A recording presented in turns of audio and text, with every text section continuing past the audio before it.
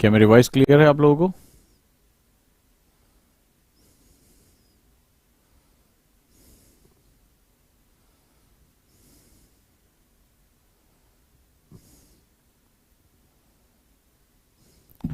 कैसे हैं दोस्तों आप सभी?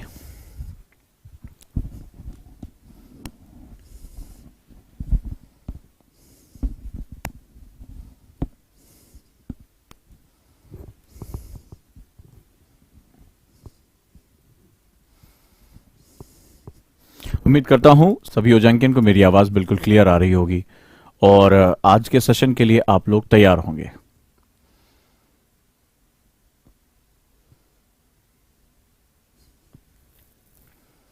थैंक यू आप सभी का।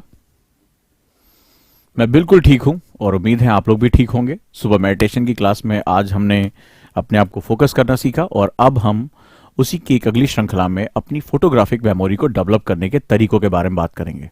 और आप जानते हैं कि मैं एक एनएलपी ट्रेनर हूं, तो मेरी कोशिश रहती है कि बहुत ही व्यवहारिक तरीकों के बारे में बात करूं, वो जो हम कहीं पर भी कर सकते हैं, वो जो चीजों के माध्यम से हम काफी कुछ समझ सकते हैं, हम उसको जान सकते हैं।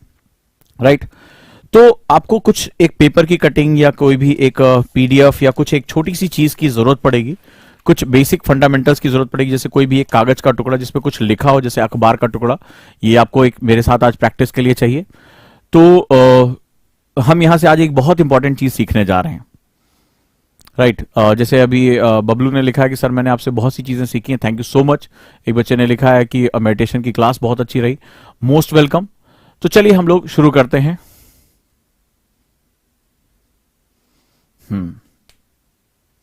मधु ने लिखा है कि sir you are the best and the world best teacher, thank you so much.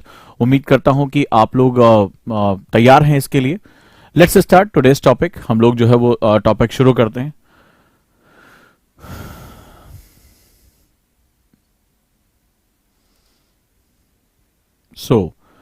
Basically आज का हमारा टॉपिक है फोटोग्राफिक मेमोरी कैसे विकसित करें, यानी कि how to develop photographic memory. Photographic memory क्या होती है, पहले तो ये जानना हमारे लिए बहुत जरूरी है।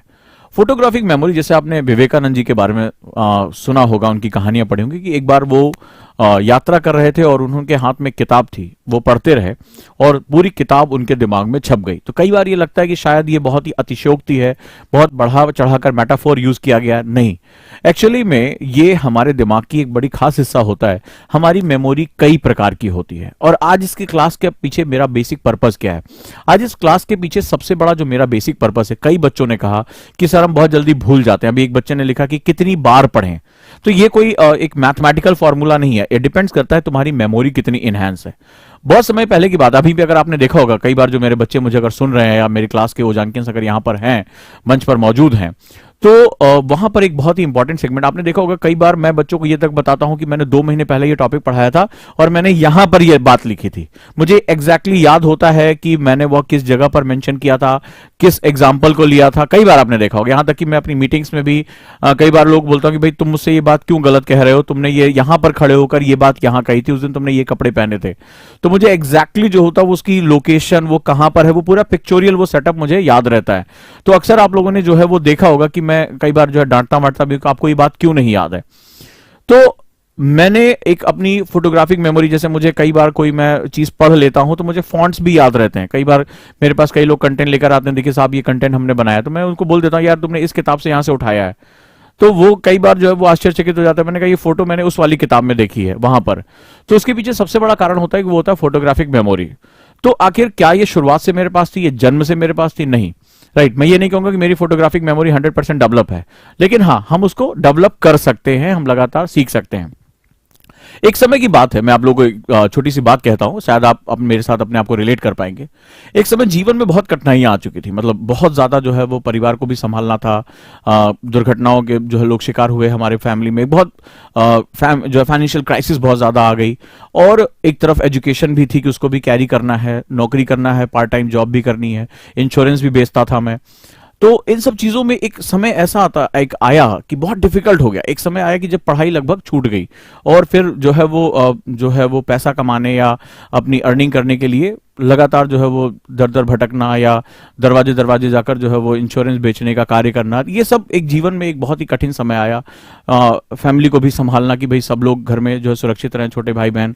तो अब एक मुश्किल जो है वो दौर जब आता है तो कई बार ये आया कि पढ़ने के लिए समय नहीं मिल रहा है, ठीक है, आगे बढ़ने के लिए समय ही नहीं मिल रहा है। तो नतीजा हुआ कि एक बहुत ही डिफिकल्ट टाइम आया और डिफिकल्ट टाइम में अब दो रास्ते थे मेरे पास।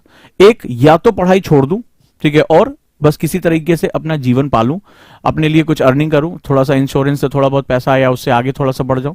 दूसरा, या तो इस संघर्ष को स्वीकार कर लूं और अपनी क्षमताओं को बढ़ा लूं, ठीक है, अपनी क्षमताओं को इतना बढ़ा लूं कि मैं इस हालात में भी, इस मुश्किल हालात में भी, जब मैं किसी हॉस्पिटल में बैठा हूं, किसी जो है वो डिपार्टमेंट में बैठा हूं, सड़क किनारे बैठा हूं, तो भी मैं पढ़ाई कर सकूं, तो भी मैं उन चीजों को सीख सकूं। जब मैं बस में, रेलवे के जनरल डिब्बों में, टॉयलेट के पास बैठ के यात्रा कर रहा हूं, तो भी मैं उसको सीख सकूं। और ये किया, ठीक है, ये किया, जब मैं जा सकूं तो मैं पढ़ाई कर सकूं। तो मेरे पास दो रास्ते थे। एक था कि या तो मैं पढ़ाई छोड़ दूं, यानी डू और डाई कंडीशन आ गई। कई बार मैं डू और डाई कंडीशन को जीवन का वरदान मानता हूं, कई बार मैं इसको ईश्वर का आशीर्वाद मानता हूं। मुझे लगता है कि जब ईश्वर आपको बदलना चाहता है और जब आपके पास जीवन में कोई विकल्प नहीं रह जाता, जब आप विकल्पहीनता की तरफ चले जाते हैं, तभी आप अपने आप को ग्रो कर पाते हैं, आप अपने कंफर्ट जोन से निकलते। कई बार ईश्वर आपको ढकेलता है, चल निकल बाहर, तू बहुत अच्छा कर सकता है, तेरी क्षमताएं बहुत अनंत हैं, निकल बाहर। तो मेरे पास भी जीवन में ऐसे बहुत लंबे समय तक ये पल आया कि जब मेरे पास चॉइस ये थी कि मैं पढ़ाई छोड़ दूं या दूसरा तरीका है कि मैं लड़कर अपनी क्षमताओं को बढ़ा लूं। मैं बहुत भाग्यशाली रहा इस मामले में कि मैंने दूसरा रास्ता चुना कि मैं किसी भी स्थिति में लड़कर, अपने कभी हार ना मानकर मैं अपनी क्षमताओं को बढ़ाऊंगा। और ये वही दौर था। मुश्किलें हुई, बहुत ज्यादा मुश्किलें हुई। कई बार खुद को सोचता था कि मेरे साथ इतना गलत क्यों होता है, मुझे ही क्यों चुना जाता। लेकिन अगर आज मैं पीछे पलटकर अपने जीवन को देखता हूं तो मुझे लगता है कि आज जब इस ओजांग आईएएस एकेडमी के मंच पर मैं हजारों लाखों स्टूडेंट से अपने दिल की बात कह पाता हूं और उनको दिल के साथ उनसे जुड़ जाता हूं, जब उनके मैसेज आते हैं कि आपकी बात सीधे जो है दिल और दिमाग दोनों में पहुंचती है, तो उसका कारण यह होता है कि वही संघर्ष मैंने डील किया है। तो मुझे पता होता है कि जब आप संघर्ष कर रहे होते हो आप किस मनोदशा से गुजर रहे होते हैं। मैंने किसी किताब को पढ़कर आपको कभी नहीं सिखाया कि भैया किताब पढ़ ली और वो लेक्चरबाजी कर दी। जो भी मैं बात कहते हैं, जब मैं बात कहने पर आता हूं या जब अपनी क्लास ले रहा होता है, सेमिनार ले रहा होता हूं, तो एक्चुअली मैं बहुत अंदर प्रवेश कर चुका होता हूं, अपने उसी जीवन में प्रवेश कर चुका होता हूं, उसी सड़क किनारे बैठा हुआ जो है वो भूखा प्यासा और अपने संघर्ष को कर रहा होता हूं, ठीक है, उसी जो है वो जूते, घिसे हुए जूते, पैरों में पड़े हुए छाले और उसमें जो है वो फटे हुए कपड़ों के माध्यम से जब मैं होता तो मैं आपके साथ अपने आप को रिलेट कर पाता हूं। तो मैं ये सोचता हूं कि अगर मैं ये संघर्ष कर सकता हूं तो मेरा उजांकिन कोई भी ये संघर्ष कर सकता है। बस अब ये चीज जो है मैं आपको यहां बताने जा रहा हूं। आखिर उस दौरान जब मैं हॉस्पिटल के डिपार्टमेंट में बैठता था या इंश्योरेंस बेचने के लिए किसी ऑफिस में वेट करता रहता था, कई बार कुत्तों की तरह भगा भी देते, लगभग जैसे अभी साहब नहीं मिलेंगे, तो ये भी एक बेइज्जती और जो है वो एक दुर्दशा का दौर भी देखा है।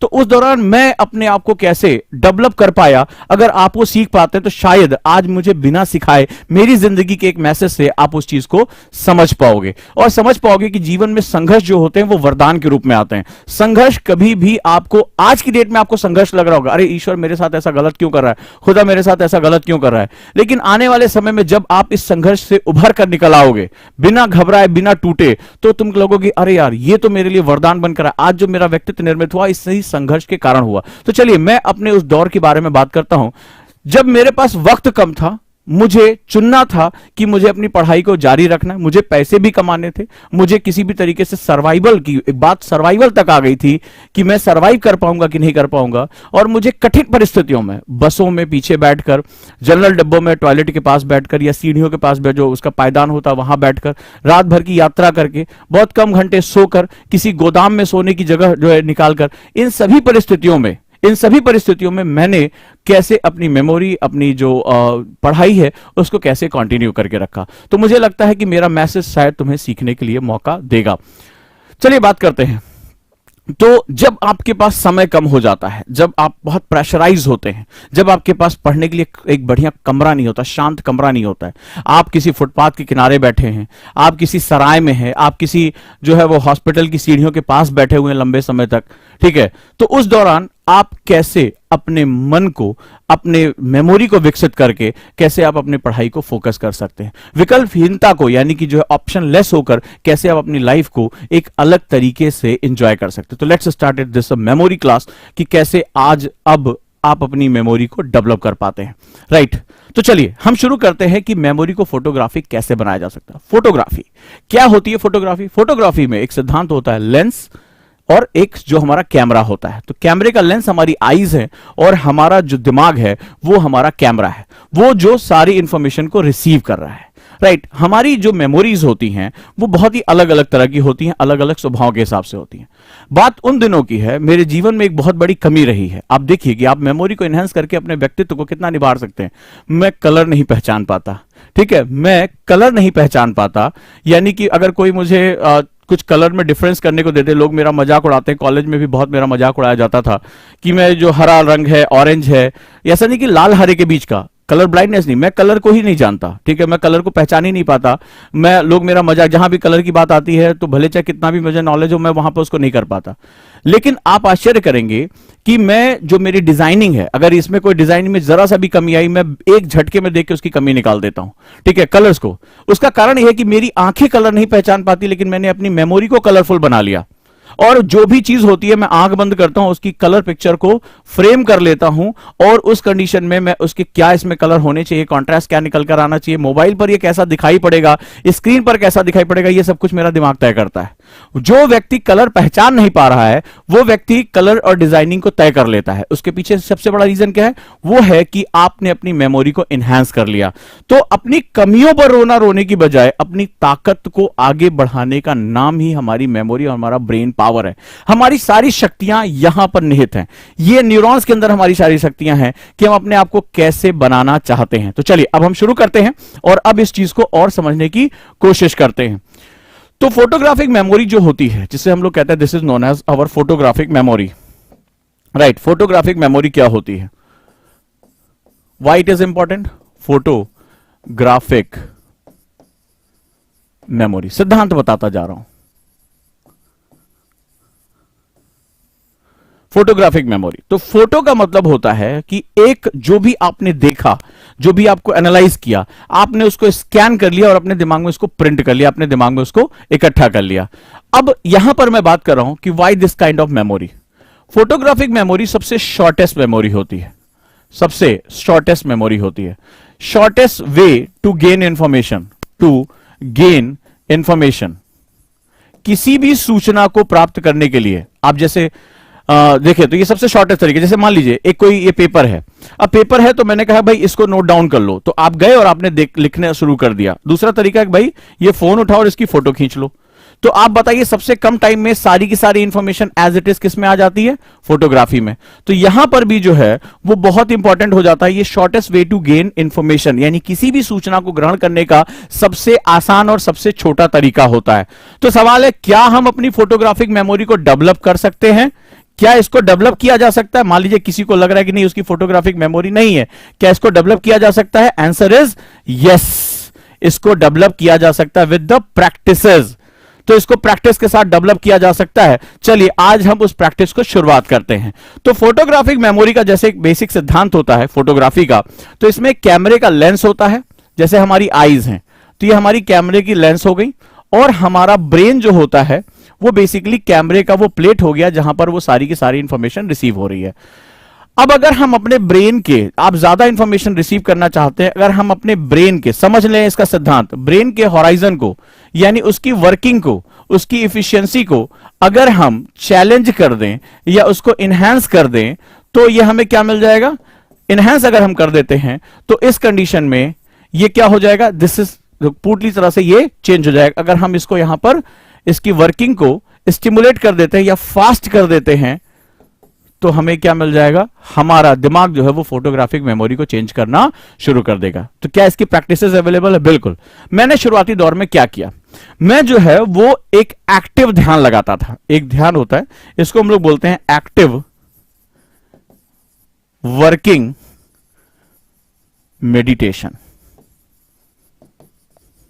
और प्रैक्टिस। अब क्या होता है, करोगे मेरे साथ? करके दिखाऊं? इसको बोलते हैं एक्टिव वर्किंग मेडिटेशन और एक्टिव वर्किंग प्रैक्टिस मेथड।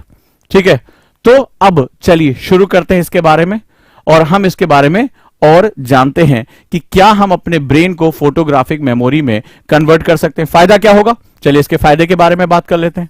फायदा होगा, आप चीजों को जल्दी पढ़ पाएंगे, जल्दी पढ़ पाएंगे, आप ज्यादा देर तक याद रख पाएंगे।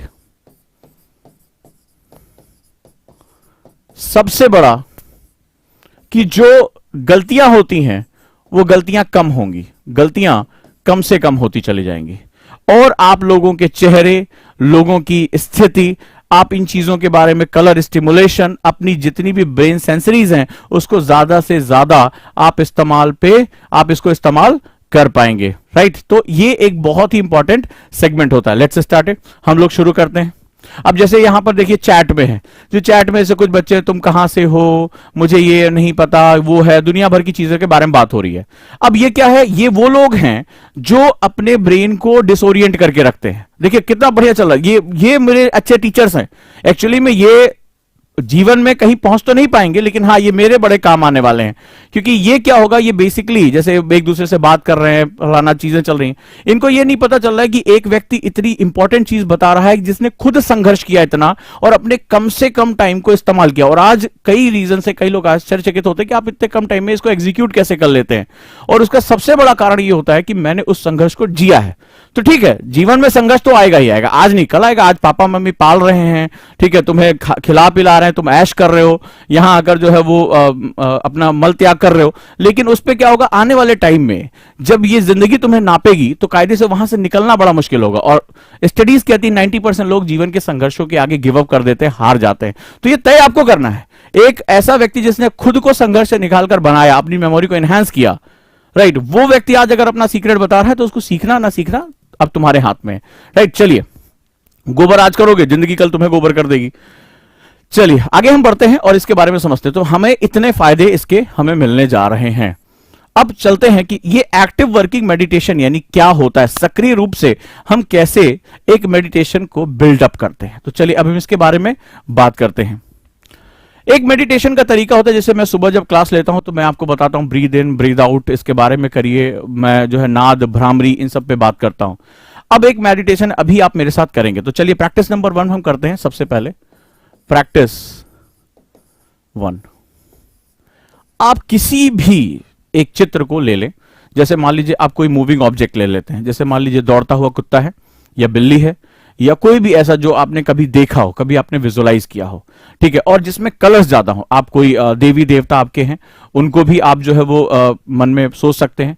लेकिन अभी आपको क्या करना है, बिल्कुल शांत होकर बैठना है। आप मेरे साथ अभी चैट्स आनी बंद हो जाएंगी, मैं समझ जाऊंगा आप मेरे साथ प्रैक्टिस कर रहे हैं। राइट, तो अब क्या करना है, आपको आंखें बंद करनी है और अपनी इस ब्रेन के बीचों बीच के हिस्से में, नॉट ऑन द थर्ड आई, बीचों बीच के हिस्से में जहां पर हमारा बेसिक स्टिमुलेशन होगा। अब जैसे मैं अगर अभी थोड़ी देर मान लीजिए मैं एक दौड़ते हुए कुत्ते को, स्टिल नहीं, एक दौड़ते हुए कुत्ते को विजुअलाइज कर रहा हूं। अब वो कोई भी मेरा फेवरेट डॉग हो सकता है, राइट, जिसपे हम बात कर रहे हैं, या मैं जो है एक बिल्ली को विजुअलाइज कर रहा हूं, उसके पंजे कैसे। अब ध्यान से थोड़ी देर बिल्कुल शांत होकर बैठो और मेरे साथ विजुअलाइजेशन करने की कोशिश करो कि मुझे कैसे अपनी फोटोग्राफिक मेमोरी को डेवलप करना है। तो मैं क्या करूंगा, मैं अपने दिमाग के बीचों बीच एक स्टेज की तरह, पहले सबसे पहले समझो कि एक जो है गोल मंच है, एक गोल मंच तुम्हारे दिमाग के अंदर बना हुआ है, और तुम जिसकी भी पिक्चर बनाने जा रहे हो उसको इस बीच में ले आओ, इस फ्रेम में। लाइट्स लगी हुई, चारों तरफ से लाइट उसके ऊपर गिर रही है। अब देखो लाइट किस कलर की है, मेरे को बताते जाओ, मुझे समझ में आ जाएगा तुम्हारा अभी ब्रेन लेवल किस लेवल पे है। क्या वो ग्रे कलर है, क्या वो व्हाइट है, क्या वो येलो है, क्या वो रेड है, किस रूप में वो कलर तुम्हें दिखाई पड़ रहा है। क्या तुम उसको ऑफ व्हाइट यानी येलो और व्हाइट मिक्स कर सकते हो? क्या तुम्हें जैसे फ्लड लाइट्स होती हैं वो तुम्हें दिखाई पड़ रही हैं? अब तुम देखो कि वो जो कुत्ता है वो पहले एकदम 3D उसकी पिक्चर देखो, that is you visualise 3D। आप इस पे 3D देखने की कोशिश करो मेरे साथ साथ। या बिल्ली, कोई भी जो आपका ऑब्जेक्ट है, या कोई आपके देवी देवता जिसको भी आप आराध्य करते हो, अब आप उसको विजुअलाइज करने की कोशिश करो और उसकी डिटेलिंग लो, कैसी उसकी आंखें हैं, कान, मूंछ, उसके पंजे, उसकी एक एक चीज को देखो। आज आश्चर्य करोगे, तुमके कभी आज तक कुत्ता देखा ही नहीं, ठीक है, कभी नहीं तुमने देखा, तो तुम्हें वो किस तरह की लाइट, तुम्हें लाइट को बिल्कुल फ्लड लाइट में कन्वर्ट करना है, ठीक है, उसमें कलर को जो है सफेद की तरफ लेकर जाना है और ध्यान से उसकी 3D पिक्चर को देखो। या बिल्ली को अगर देख रहे हो तो बहुत ध्यान से देखो, उसकी आंखों का कलर देखो ध्यान से। अगर तुम्हारी मेमोरी इनहेंस नहीं है तो क्या होगा, वो ब्लर हो जाएगी, ऐसे बनेगी। तुम पिक्चर को ड्रॉ करोगे, अपनी भावों को देखो, तनी होंगी, और क्या होगा, धीरे से वो ड्रॉ हो जाएगा, ऐसे ऐसे बनेगी और ऐसे धुएं की तरह गायब हो जाएगी, फिर बनेगी, फिर धुएं की तरह गायब हो जाएगी। तो कोशिश करो पहले शांत होकर पूरी बॉडी उसको विजुलाइज करो, उसके पंजे, पूंछ, बाल किस कलर का है, कलर को विजुलाइज करो। क्या देखो, ग्रे कलर दिखाई पड़ रहा है या उसका एक्चुअल कलर तुम्हें दिखाई पड़ रहा है? आंखों में किस तरह का कलर है, ठीक है, चेहरे का कलर क्या है? बहुत करीब से उसको देखने की कोशिश करो, बहुत करीब से। बिल्कुल सोचो कि तुम्हारी आंखों के एकदम सामने है।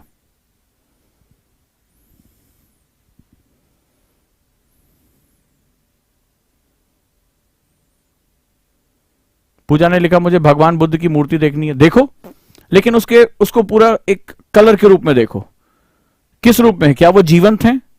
मूर्ति किस रूप में, सपाट है, गोल है, उभरी हुई है, कपड़े कैसे हैं, उनके बाल कैसे हैं, बहुत बारीकी से, एकदम जैसे लगे कि मूर्ति तुम्हारी आंखों के सामने है और तुम उसको एनालाइज करो, एक्सरे कर रहे हो उसको।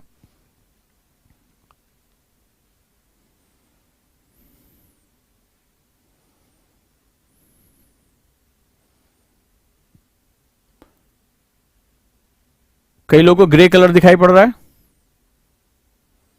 करने पर सर दर्द हो रहा है। प्रतीक्षा पांडे ने लिखा है कि करने पर सर दर्द हो रहा है, इसका मतलब है तुम्हारी मसल्स बहुत टाइट हैं अंदर, तुम्हें फ्लेक्सिबिलिटी लानी पड़ेगी। आई एम प्राइम मिनिस्टर ने लिखा है ब्लैक कलर, इसको कलरफुल बनाओ। ब्लैक ब्लैक दिख रहा है, मोनिका ने लिखा है, पूरा दिख नहीं रहा है। बिल्कुल, बिल्कुल यही मुझे सुनना ही था। जतिन ने कहा ब्लैक एंड व्हाइट, वंडरफुल। इसका सीधा सा मतलब पिक ब्लर हो रही है, विनेश ने लिखा है, हो रही है, ऐसा लग रहा है धुएं की तरफ उड़ जा रही है, तुम बना रहे हो और उड़ जा रही है, हो रहा है। उसका सबसे बड़ा कारण है आपकी मेंटल मसल्स वीक हैं। हो रहा है, पूनम ने लिखा हाँ ब्लर हो रहा है सर। फेस नहीं शो हो रहा है। अब सोच के देखो, सोच के देखो, क्या तुमने मूर्ति कभी नहीं देखी थी? तुमने कभी डॉग नहीं देखा था? तुमने कभी कैट नहीं देखा था? कभी नहीं देखा, रोज देखते होगे, लेकिन तुमने कभी उसको अपनी फोटोग्राफिक मेमोरी में डालने की कोशिश ही नहीं की थी, राइट? कभी नहीं।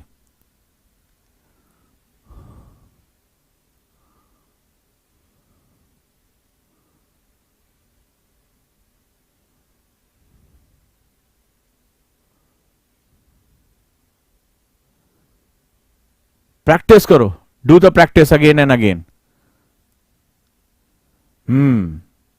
किसी को पंजे ही नहीं काउंट हो रहे हैं, नाखून नहीं दिख रहे उसके, analyse it, analyse it, analyse it.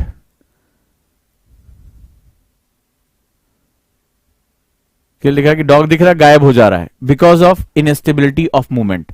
अगर आप अंदाजा लगाओ, जिन लोगों को ये लग रहा है कि वो बन रहा है, गायब हो जा रहा है, कोई भी आप चित्र जो बना रहे हो, जो भी आप अपने अंदर, तो सोचो अगर मैं कैमरे से फोटो लेने जा रहा हूं और उसको ऐसे हिलाता रहूं, पिक्चर क्लियर आएगी? कभी नहीं पिक्चर क्लियर आएगी।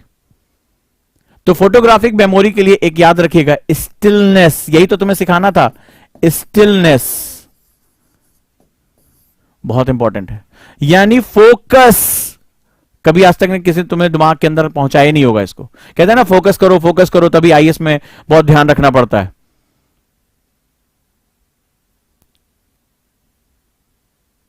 और कलरफुल बनाओ, अगर तुम्हें ब्लैक एंड व्हाइट दिख रहा है तो उसको कलरफुल बनाने की कोशिश करो, मल्टीपल कलर्स लेकर आओ। कलर्स का हमारे ब्रेन पर बहुत प्रभाव पड़ता है। सब स्टेज नहीं दिख रही है, डॉग दिख रहा है, डॉग का केवल आउटर सरफेस आ रहा होगा, तुम जो भी बना रहे हो उसका आउटर सरफेस, जब डिटेल में जा रहे होगे तो अचानक से गायब हो जा रहा होगा, हाँ या ना? जैसे ही तुम उसके पास पहुंच रहे होगे, उसकी आंख, उसकी जो है मूछें, उसके बाल, उसके मसल्स कैसे फ्लेक्स हो रही हैं, अगला पंजा कैसे रखा हुआ, पंजा कैसे, जैसे पहुंच रहे होगे गायब हो जा रहा होगा, राइट?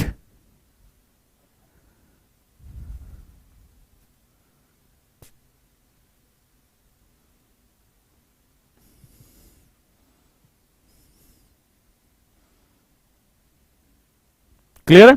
तो स्टिलनेस क्रिएट करनी, जैसे कैमरा, हिलते हुए कैमरे से आप फोटो नहीं ले सकते क्लियर, उसी तरह आपकी मेमोरी में जब तक स्टिलनेस नहीं आएगी, तब तक आप कभी भी फोकस नहीं कर सकते, और फोकस नहीं कर पाओगे तो कभी भी जो तुम चीज पढ़ रहे हो उसको याद नहीं कर पाओगे। ये इसका सिंपल सी फिलॉसफी है। आप समझ गए? तुमसे आज तक किसी ने यह बात नहीं कही होगी, तुमसे कहोगे अरे यार ध्यान लगा के पढ़ो, ध्यान लगा के पढ़ोगे तो आईएएस क्यों नहीं बन जाओगे, अरे क्यों नहीं हिस्ट्री याद हो जाती, क्यों नहीं तुम्हें याद हो रही, तुम्हारा ध्यान कहीं और भटक रहा होगा। तो बेसिकली हमारी कुछ अंदर मस्कुलर सिस्टम है, हमें उसको इनहेंस करना है, और जैसे ही वो बिल्कुल क्लियर हो जाएगा, स्टिलनेस, जैसे अभी हिल रहा है आप देख रहे हो, गायब हो रहा है, आगे पीछे भाग रहा है, जैसे ही वो स्टिलनेस आ जाएगी, यानी लॉन्ग टर्म फोकस आ जाएगा, आप जो पढ़ोगे उसको उठा लोगे, जो पढ़ोगे उसको उठा लोगे। क्लियर है? तो अब तुम समझे कि जिसको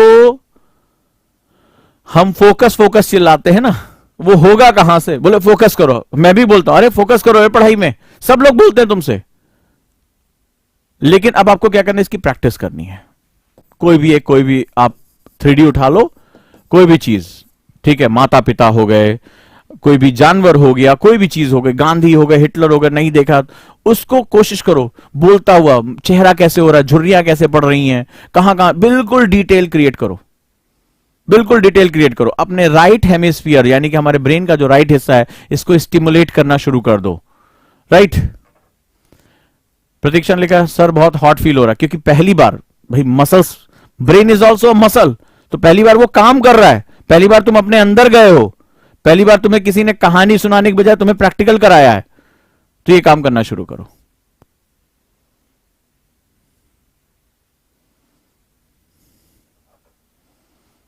ठीक है, इट नीड्स प्रैक्टिस। अब दूसरा काम बताते हैं, प्रैक्टिस नंबर 2। इसको आपको रेगुलर प्रैक्टिस करना है 5 से 10 मिनट, और मुझे सिर्फ 30 दिन मेरे कहने प्रैक्टिस कर लो।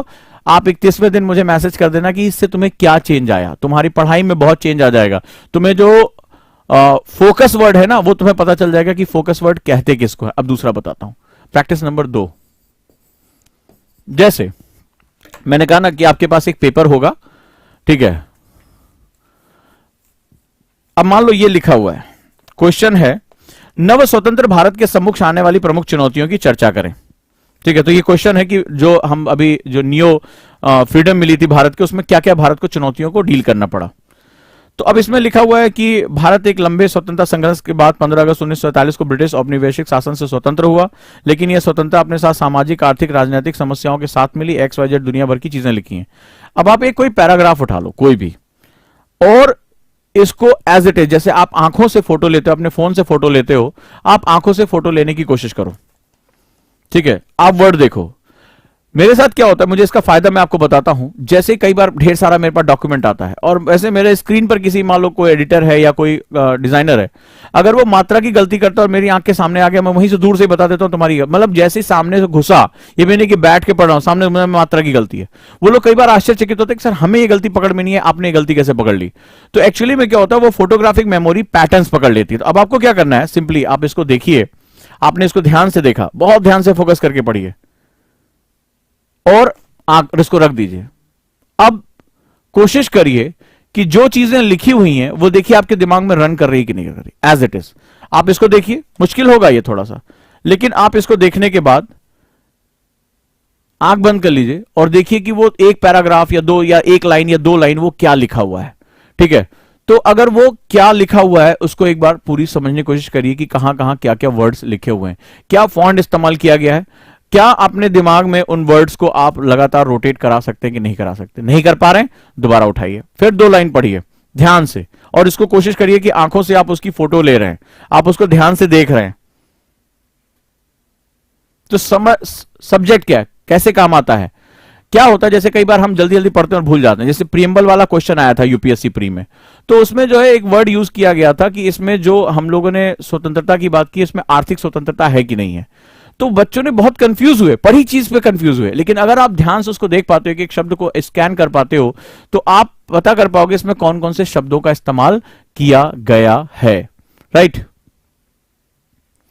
तो इस तरह से आप अपनी मेमोरी को लगातार इनहेंस कर सकते हो। इसके बाद आता है थर्ड प्रैक्टिस, स्टिमुलेशन।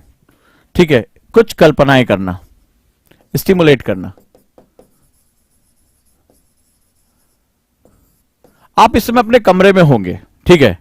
एक अपने दिमाग में एक चित्र का निर्माण करिए। आप एक आर्टिस्ट हैं, सपोज दैट आपके हाथ में, आपके दिमाग जो है एक व्हाइट बोर्ड है, इस तरह का एक व्हाइट बोर्ड है, और अब आपको अपने दिमाग में एक पिक्चर ड्रॉ करनी है, ठीक है। अब ये पूरा एक व्हाइट जो है, एक आपका जो है वो लैंडस्केप है यहां पर, और आंख बंद करिए आप, और आंख बंद करके अपने अंदर एक चित्रकार महसूस करिए। अलग अलग कलर्स हमें इस्तेमाल करने हैं। फॉर एग्जांपल कि अगर मैं आपको ये आपका माइंड इस्तेमाल कर लेता हूं, कभी भी आप चाय पीते हुए या शाम को या सुबह कभी भी आप भी कमरे में बैठे बैठे आप मेरे कहने पे प्रैक्टिस करिए। इस प्रैक्टिस ने मुझे बहुत रिलैक्स किया, इस प्रैक्टिस ने मुझे मेरी मेमोरी को बहुत इनहैंस करता है, राइट।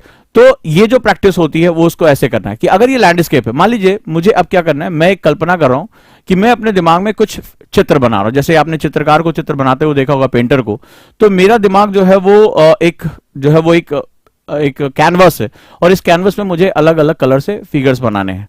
तो मुझे क्या, मैं एक आसमान का एक सूरज उसमें चमक रहा है या डूब रहा है, मुझे एक लैंडस्केप बनाना है।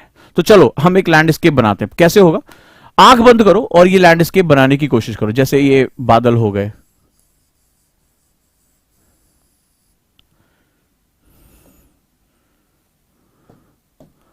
चिड़िया उड़ रही है आकाश में, इस तरह के। अब आप कहेंगे क्या बकवास है, लेकिन आप देखते जाना कि इस चिड़िया को जब आप बनाओगे, इसको उड़ते हुए कैसे फ्लाई कर रही है, ठीक है, और उसके पीछे जो है वो सूर्य बादलों के पीछे हल्का हल्का निकल रहा है। अलग अलग कलर से बनाना शुरू करो, राइट। किस तरह से जो है वो जमीन पे नदी बह रही है, आप एकदम क्षितिज पर आप बैठे हुए हैं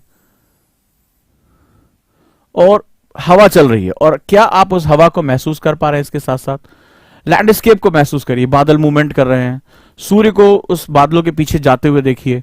शाम का वक्त है और आप ध्यान से पक्षियों को उड़ते हुए देखिए। क्या उनकी चहचहाट यानी साउंड सिस्टम, जो उनका साउंड है, वो आपके ब्रेन में आप साउंड को डेवलप कर पा रहे हैं कि नहीं कर पा रहे हैं?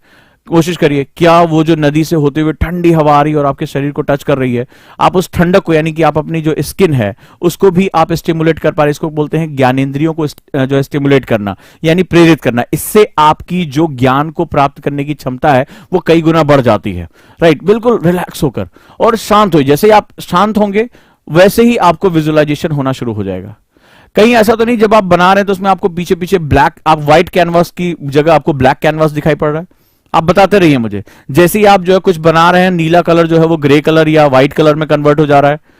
कहीं ऐसा तो नहीं सूर्य का जो पीला रंग है या लाल रंग जो कन्वर्ट हो रहा है धीरे धीरे, वो आप उसको नहीं देख पा रहे हैं? क्या पानी का बहता हुआ रंग आपको नहीं दिखाई पड़ रहा है जो उसके साथ पानी बह रहा है?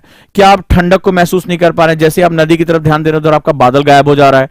आप आंख बंद करके इसको समझने की कोशिश करिए, इस कैनवस को बनाने की कोशिश करिए, अलग अलग रंगों को ले आने की कोशिश करिए। आपको ये छोटे बच्चों जैसा चीज लगेगा, लेकिन साइकोलॉजिस्ट जो होते हैं बहुत बड़े पैमाने पर, विश्व के बड़े बड़े लोग, आप जाते हैं वहां हजारों डॉलर फीस देते हैं, ठीक है। तो आप इसको इस्तेमाल करिए और देखिए क्या आपके दिमाग में ये चीजें आ रही कि नहीं आ रही हैं। हो रहा है? देखिए एक ने लिखा है कि सर यस सर ब्लैक हो जा रहा है, ब्लैक ब्लैक दिख रहा है। पहुंचे मेरे साथ अपने दिमाग के अंदर? पहुंचे?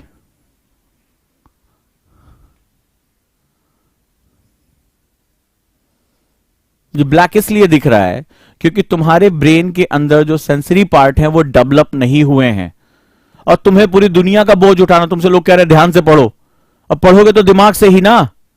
और जैसे दिमाग, क्या दिमाग तुम्हारा प्रेशर ही नहीं डील कर पा रहा, किताबें तुम्हें याद ही नहीं हो रही हैं, मेमोरी तुम्हारे साथ आ ही नहीं रही है। जैसे लिखा मुझे सर्किल दिखने लगा, ब्लैक हो रहा है, दर्द हो रहा है, ठीक है, यस। और आपको इसमें मूविंग और स्टिल दोनों लेकर आना है। अगर आप ये कर पाते हो, आप देखोगे कितना ऐसा लगेगा ब्रेन में कितनी एनर्जी लगानी पड़ रही है आपको, ठीक है, कितनी एनर्जी आपको लगानी पड़ रही है। लेकिन आप करके देखो, 30 डेज मेरे कहने पे करके देखो, आपका किताब पढ़ने का तरीका, तेजी से याद करने का तरीका बिल्कुल बदल जाएगा, बिल्कुल बदल जाएगा, राइट। मैं कभी कभी क्लास लेता हूं और मैं कहीं ऐसे सड़क पे जा रहा हूं, कुछ देख भी, हल्की सी नजर से भी देख लेता हूं, तो मुझे वो क्लास में याद होता है मैंने ये पढ़ा था। मैं पेपर हार्डली 10 मिनट से ज्यादा कभी पढ़ा ही नहीं, वो एक बार पढ़ता चला जाता हूं, वो एक एक खबर जो है वो ऐसा लगता है कि स्कैन होकर दिमाग में आ गई। बस आपको ये प्रैक्टिस करनी। मैं जब भी खाली बैठता हूं इस तरह की प्रैक्टिस करता रहता हूं। हर एक चीज बहुत इंपॉर्टेंट होती है। काजल ने लिखा है कि सर नहीं हो पा रहा है। कोई बात नहीं है, आज नहीं हो पा रहा है, 30 दिन प्रैक्टिस करनी है। नहीं हो पा रहा है क्योंकि तुमने अब कभी अपने ब्रेन को टच ही नहीं किया। तुम तो दुनिया के हिसाब से ये लोड ही डील नहीं कर पाओगे। कल को तुमसे कोई कहेगा अरे फोकस होकर पढ़ाई करना है, आईएएस में उतरोगे, जब किताबों का बोझ बढ़ता चलाएगा, जल्दी जल्दी खटाखट खटाखट आपको चीजें करनी है, कभी नहीं कर पाओगे। फोटो बन रहा है लेकिन कलर नहीं हो पा रहा है। यस, ठीक है, तुम्हें अपने ब्रेन को डेवलप करना पड़ेगा।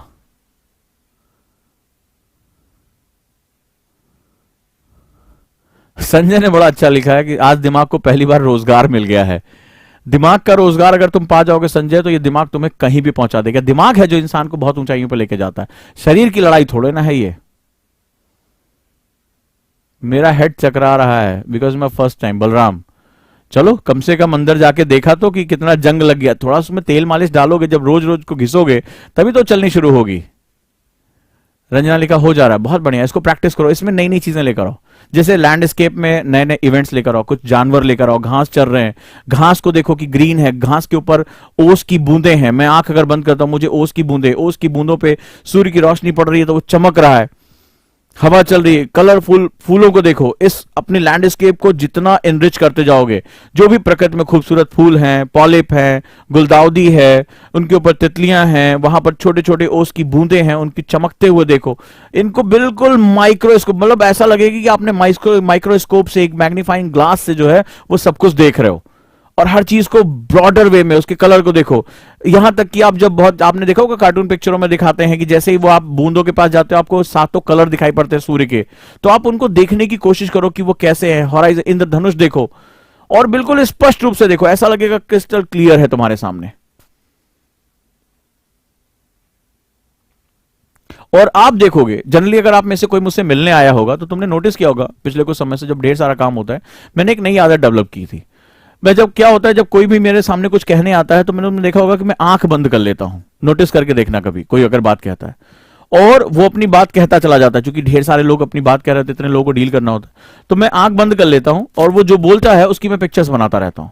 इससे क्या होता है कि कभी दोबारा मुलाकात होती तो तुमने उस समय मुझसे ये कहा था, मुझे याद रहता है। इसी वजह से मैं आंख अगर खोलूंगा तो मैं उसके हाव भाव में फंस जाऊंगा, उसके हाव भाव को देखूंगा, उसके गेस्चर को इधर उधर नजर जाती। तो मैं जनरली क्या होता है, मैं जब बात करता हूं तो मैं कान आगे करता कि ध्यान से सुनो, और जो वो बोल रहा है उसकी मैं मेंटल पिक्चर बनाता जाता हूं। इस तरह से आप अपने दिमाग को स्टिमुलेट कर सकते हैं, कम समय में आप ज्यादा काम कर सकते हैं। और मैं इसलिए यहां आया हूं ताकि आपको यह बता सकूं कि अगर मुसीबत बढ़ेगी तो दिमाग ही है जो तुम्हारा साथ देगा। ये दिमाग ही है जो तुम्हें ताकतवर बनाएगा। अगर तुमने इसको सीख लिया तो दुनिया भर वाले तो कहेंगे ना कि फोकस होकर पढ़ो, ध्यान से पढ़ो, अरे इसका मन नहीं लगता पढ़ाई में, लेकिन तुम्हारा तो दिमाग ही अभी जो है वो प्रेरित नहीं है, तुमने प्रैक्टिस ही नहीं किया। कई बच्चों ने कहा सर सर दर्द होने लगा, चक्कर आने लगा, ब्लैक दिख रहा है। नहीं, वो बिल्कुल क्लियर करो, इसको प्रैक्टिस करो। ओनली 30 डेज मेरे कहने से। केवल मुझे 10 मिनट दे दो, सिर्फ 10 मिनट, इससे ज्यादा नहीं मांग रहा हूं। 10 मिनट दे दो, तुम्हारी मेमोरी को मल्टीपल टाइम इंक्रीज करके मैं तुम्हें दे रहा हूं। और ऐसी मेमोरी कि एग्जाम में फिर तुम्हें ये नहीं भूलोगे कि यार ये आर्टिकल नंबर कौन सा था, ये अनुच्छेद कौन सा था। तुम्हें बिल्कुल क्लियर होगा। आंसर लगाते समय तुम्हारा हाथ नहीं कांपेगा, और जिसके हाथ कांपते उनको पता होता है उनको अगला अटेम्प्ट फिर दोबारा देना है। राइट? तो मैं उम्मीद करूंगा कि आप इसको प्रैक्टिस करोगे।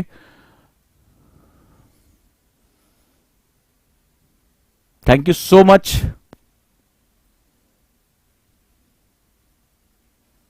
और जिन लोगों को आसानी से दिख गया, कलर्स उसमें डालो, उसको और कॉम्प्लेक्स करो, उसमें ढेर सारे एलिमेंट्स लेकर आओ। कुत्ते को दौड़ते हुए देखो, जब वो दौड़ता है तो उसके कान, उसकी जीभ, उसकी नाक से सांस कैसे ले रहा है, उसकी मसल्स कैसे फ्लेक्स हो रही है, बिल्कुल बारीकी से उसको एनालाइज करो। उसका थर्मो जो डायनेमिक, उसका जो है किस तरह मैकेनिकल डायनेमिक्स है, उसको जो है देखने की कोशिश करो।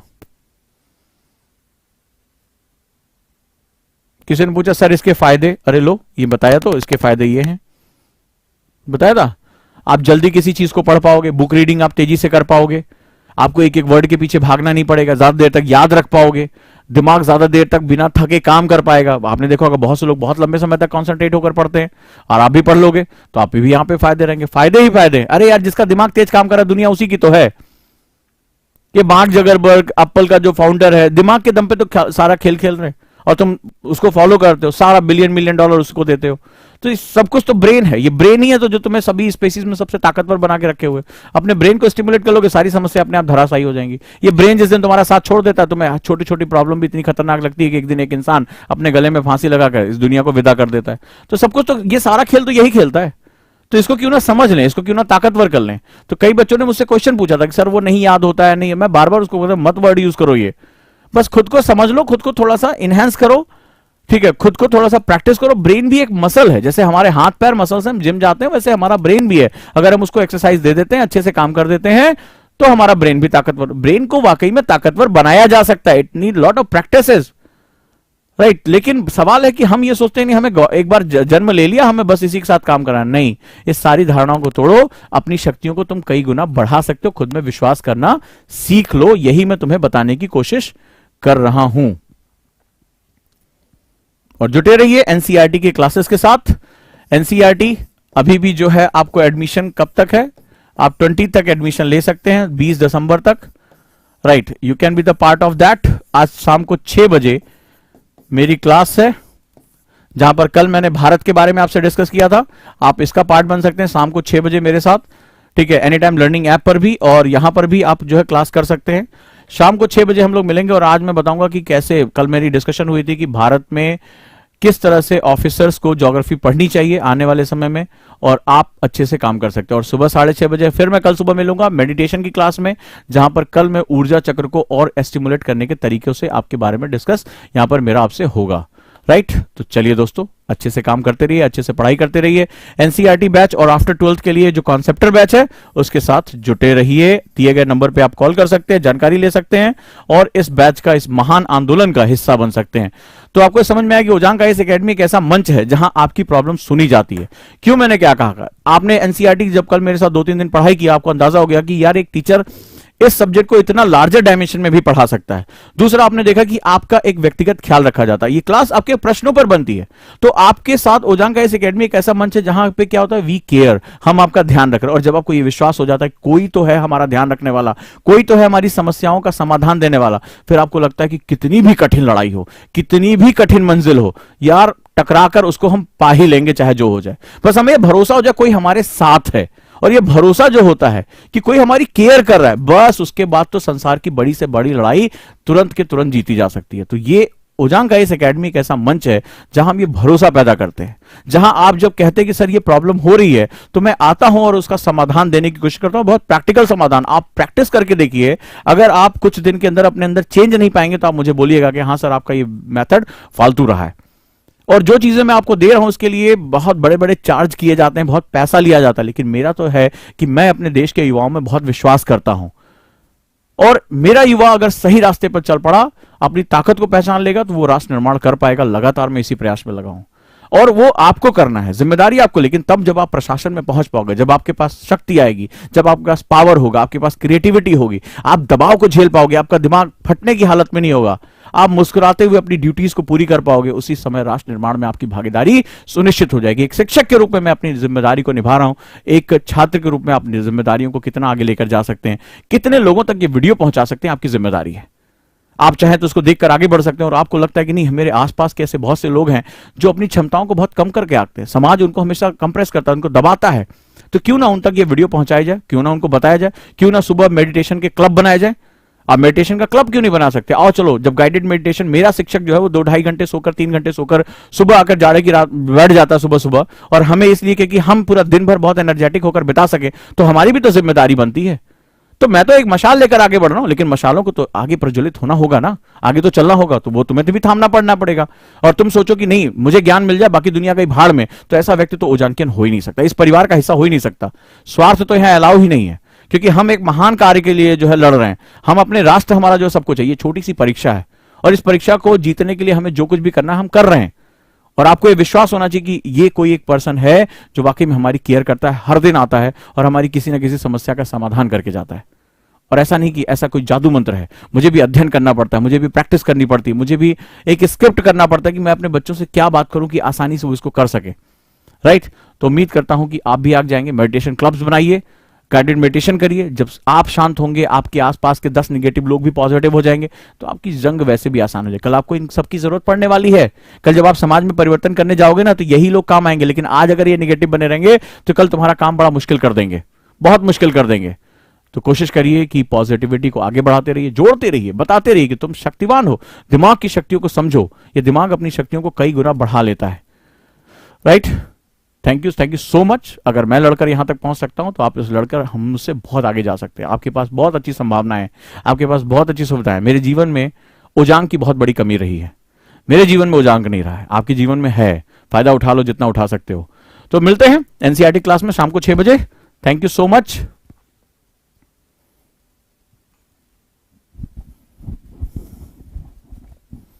जैद ने लिखा मेरा नाम नहीं लिया। बिल्कुल तेरा नाम लिया, तुझे याद किया। खुश रहो, मस्त रहो। Thank you so much.